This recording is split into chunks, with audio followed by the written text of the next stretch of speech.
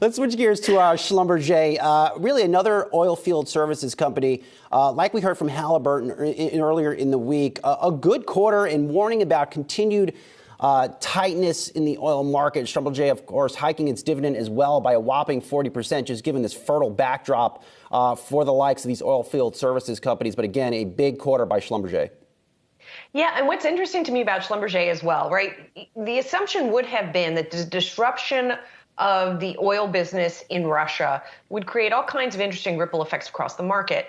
What seems to have happened that has benefited Schlumberger is that because of that crimping of supply in one place, we're seeing an increase potentially in drilling activity elsewhere, and that's good for an oil field services company like Schlumberger. So an increased demand for its services. So that seems to be sort of a displaced demand equation here that is helping Schlumberger, which I thought was quite interesting. 34 cents a share, by the way, was the number for earnings per share that beat estimates. And sales were up the most since late 2017 to nearly $6 billion.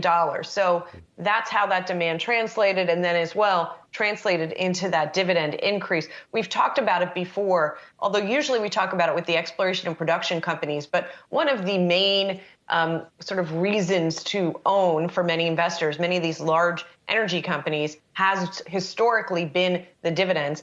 Hasn't hurt that the stocks have also done really well, right, over the past year as we've seen oil prices climb, Soz. Yeah, some of the results from these oil companies should be looking quite bumper over the next few weeks.